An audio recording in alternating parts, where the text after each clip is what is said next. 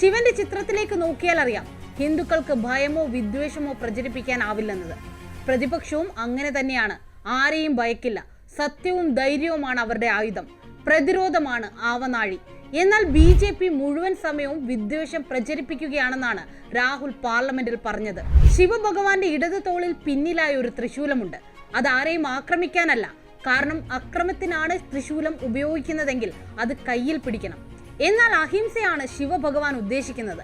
അതുകൊണ്ടാണ് വലതു കൈകൊണ്ട് എടുത്തു പ്രയോഗിക്കാൻ കഴിയാത്ത വിധം ത്രിശൂലം ഇടത് തോളിൽ പിന്നിലായി വെച്ചിരിക്കുന്നത്. BJPക്കെതിരെ പ്രതിപക്ഷം ആയുധം പ്രയോഗിക്കാത്തത് ശിവഭഗവാന്റെ അഹിംസയിൽ വിശ്വസിക്കുന്നത് കൊണ്ടാണെന്നാണ് രാഹുൽ പറഞ്ഞു വെച്ചത്.